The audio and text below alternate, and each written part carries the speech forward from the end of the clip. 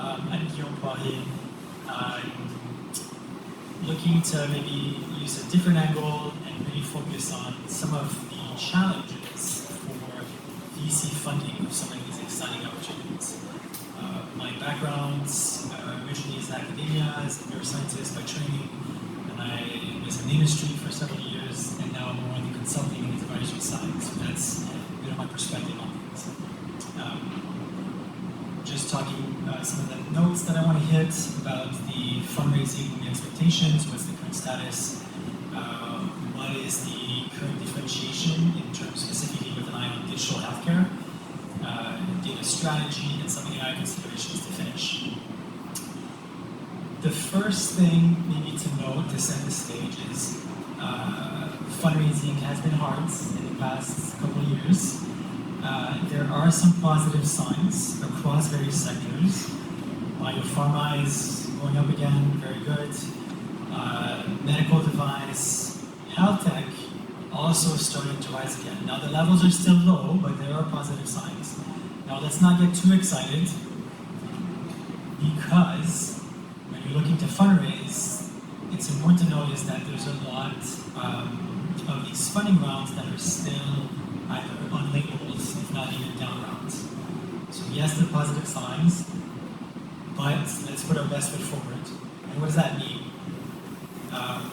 In addition to the down rounds, or the unlabeled rounds, there's been a lot of excitement with the pandemic, a lot of funding, a lot of explosive valuations that are not really coming to fruition, which means that there's a lot of higher expectations for some of these startups to get into their next raise, and that's not happening, so there's a bit of a bottleneck. There's also been a lot of insider rounds as VCs are trying to nurture their portfolios and not really going elsewhere, so that's what we're thinking about. And a variety of other phenomena. So what can we do in order to help mitigate this? It's a bit ironic to be here talking about really innovative technologies, but I think to keep us grounded, one of the important aspects is to think that technology is exciting, but unfortunately, and it really breaks my heart to say this as a trained neuroscientist, technology isn't going to be winning. And I think that echoes some of the comments that we've heard before. It's really important to think about the other aspects. First and foremost, when you're thinking about VCs, it's the team. And I'm not just talking about the pedigree. Sometimes that's unfortunate that the pedigree has such a high importance for VCs. Think about putting forward the ability to deliver, but also how coachable is the team. In my own experience, stories that I've heard, working with clients, either myself in a startup or working with clients, supporting fundraising activities, there are times speaking with the founder or the team when they have their mindset and that's it. They're not going to be receptive. So that is unfortunately a key factor to think, again, beyond the technology. Other aspect that I mentioned is the technology. It's all well and good, but very often when we're doing our due diligence, what is the competitive landscape? Oh, wait, you're telling me that your product is the only one, the most innovative ever? Really? Are you aware about these 2, 3, or other solutions that are out there? Like, why are you that? Like, how are you not putting that forward already? Like, why do I have to read that out to you? Right? That's an issue. Are you actually addressing a real problem? Is it a problem that is recognized by the stakeholders, whether it's the patients? If you're thinking, for example, about, in my experience, in cognitive health, maybe there are diseases where there are cognitive symptoms. Academically, lots of research, fantastic, that's definitely a need. Oh wait, when you speak to the healthcare professionals that are dealing with these diseases, they're not really aware of these cognitive symptoms because isn't diagnosed by these cognitive symptoms. So they're not assessing, they're not aware, they don't have the tools, and their stigma, the patients are going to beat it up, right? So who is aware of this problem that you think you have put your finger on? That's really important. And then de-risking, part of that in terms of the market is really understanding the segmentation. Yes, there are millions and millions of people that are going to be happy with your solution. Really? Is that really the case? Are you targeting that first line, that second line, third line, fourth line of treatment? Like, where are you actually situated? And sometimes, when you present these numbers, after a discussion, it ends up being a really, really, really narrow sliver, which really changes the story and the narrative, right? So let's be really grounded and realistic. Some of the obvious ones, obviously, when we're talking about ECs, how scalable is this? And some other speakers have alluded to this earlier. Partnerships. Do you have partnerships? Beyond, do you have traction? Do you have established partnerships? Are you talking to people? Right? It doesn't suffice to have that idea.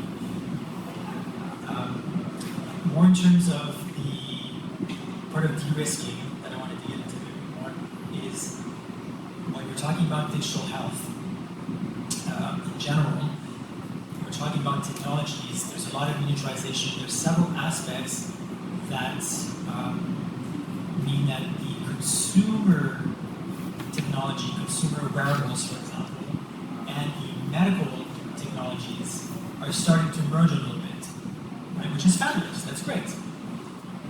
There's also a bigger appetite by patients. There's more literacy.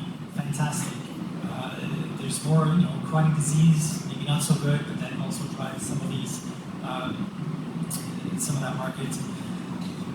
There's also a tendency for patient empowerment. So that's really great. But what does that mean, patient empowerment? Are patients actually interested in doing so? That's again the motivation. But really more to the point is that these devices, these solutions, right, are now potentially on consumer devices. Maybe it's for wellness, but maybe it's much more involved in a regular standpoint. So all these developments mean that there is now a much more differentiated offer. And where does that product stand, and what are the actual use cases and expectations? It's really important to identify. With that comes the data strategy. Too often the data strategy is absent. Oh, I need to get FDA approval. Okay, great. How many of us have seen products that were approved by the regulatory bodies, by the FDA, and yet completely floundered? Right? Is that really the end goal, or is there more to it? Who are the stakeholders? Are you going to need some health economics? Where exactly is this going? From a VC perspective, reimbursement is really key. If you tell them, oh yeah, it's going to be out of pocket. Of course, out of pocket. It doesn't suffice. You better make a really strong case.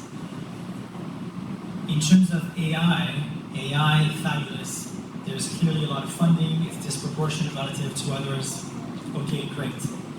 But let's think about some specific things to consider, especially as the investors are also going to get more sophisticated.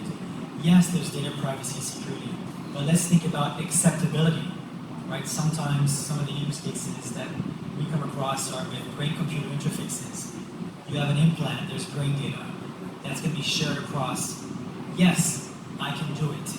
Do I want to do it? Right? That's an important aspect as well to think of beyond the data privacy and security. The data, the AI model performance. What is the data trained on? Do I have a competitive edge, or is this just on some public data set? How am I going to be able to protect that innovation? How is it going to be efficient to scale across populations, right? This has been a common thing as well. What has this been trained on? And it doesn't, sometimes, again, right, that initial innovation doesn't suffice. How can you make that case? Partnerships, really key. I mentioned that earlier, but what are you going to do for your market access. For your development of your product, very advantageous to actually establish that you have this partner. Are you going to do, what kind of partnership is it going to be, and what is exactly the use case? And then, again, critical, a lot of people bandy about this idea of AI and LLMs. Yes, fantastic. What does that mean? What is going to be your commercialization model? What's going to be the licensing model, right? Let's think about that. And then finally, I want to add in the last aspect. This might look maybe a bit overcomplicated, but the idea of actually aligning all those parts in your strategy, right, to say, okay, here are the drivers of the market. This is what's happening. This is where my product is. As I'm developing my product, I have an IP strategy that's going to help defend this. With each step, this is where I'm getting my data, my feasibility, my proof of concept feasibility for each of my product lines. How is that associated then with my go-to-market strategy to determine the partners, and obviously with the fundraising and the milestones.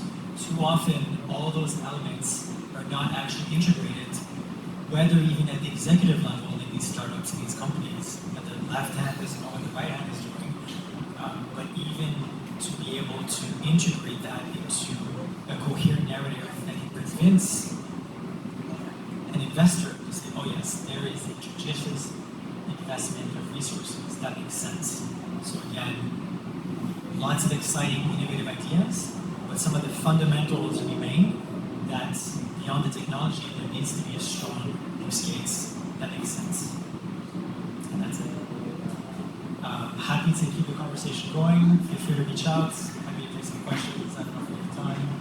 Moving on to the next question. Who's that?